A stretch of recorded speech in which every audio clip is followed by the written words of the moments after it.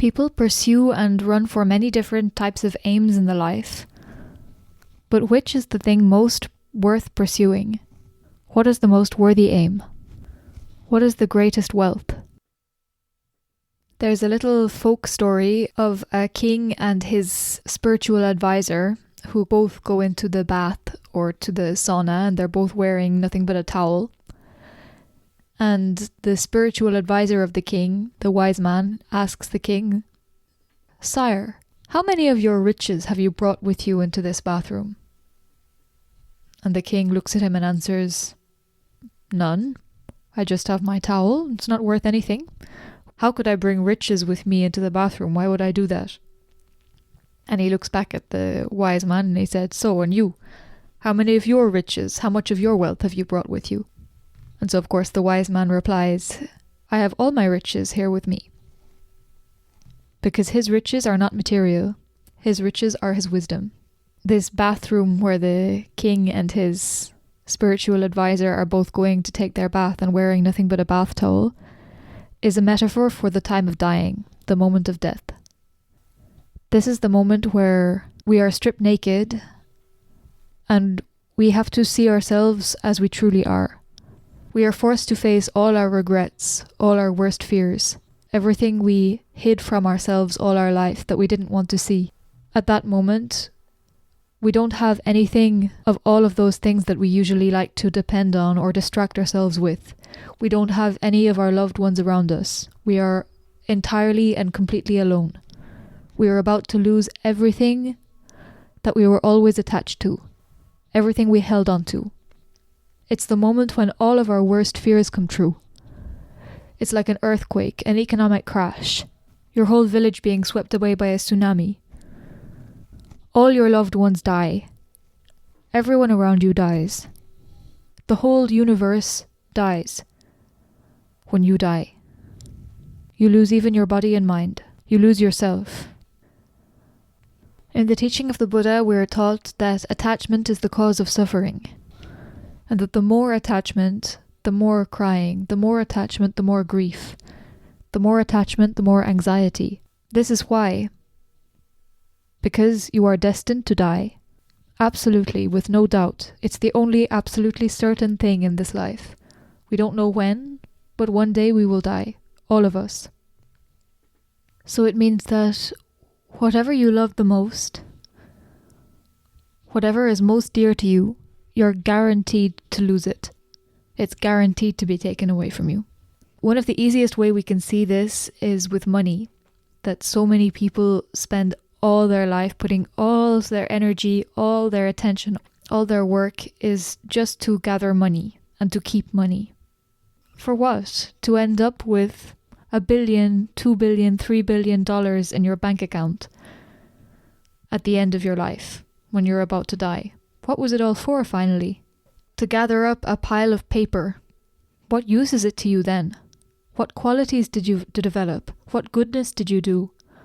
Who did you help? What did you change in yourself? What did you learn? What wisdom did you gain? Nothing. You gathered up a pile of paper. You spent all your energy on piling up something that can be destroyed and disappear in one moment. Money has no value of its own.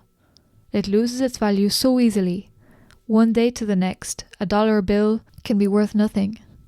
It happens so often across the world, across history, in so many different countries. It loses its value. We take the example of money because it's particularly clear or easy to see, but actually money is just the symbol of everything else that we might want to keep, that we might want to spend our energy gathering up, that we might be attached to. Even the body. As long as we are young and it works well, we think it's good and we love it and we use it and we are attached to it. Just like money, its value can change from one day to the next. My hand, for example, as soon as it has gangrene in it, I will ask them to chop it off. Fast. Get rid of it. The more I become old and the more my body wears out, the more it will become nothing but a constant source of pain, a constant source of irritation, a constant source of frustration. And as with money, as with anything else, I'm absolutely guaranteed to lose it, to have it taken away. So all this brings the question of what is worth giving our attention to in this life? What is a useful aim to have in the life? Whatever aim that we might have in material, it will end up being lost in the end. We can't take it with us. With regard to death, there's nothing we can do to avoid it, nothing we can do to change it, nothing we can do to prevent it, nothing. But what we can do is prepare ourselves for that moment. One way of defining the practice of Dhamma is actually that the whole practice of Dhamma is to prepare yourself to lose everything in one moment, to be ready to die in one breath. It means that you can't depend on anything outside of you. It means that you can't hang on to anything outside of you. Now take care, this doesn't mean to be detached, doesn't mean you don't care about people, doesn't mean to be selfish and just be alone and not care about anybody else. The most selfish one is the one who is most attached. It's this that you have to give up. Stop being greedy, stop being jealous. You stop being hateful, full of hatred. Stop being angry with people for threatening whatever you like or whatever you're attached to.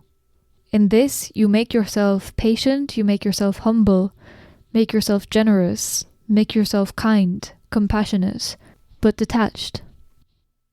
Just like the king and his minister when they go into the bathroom, the king can't bring any of his riches with him into the bathroom, but the minister takes all of his with him.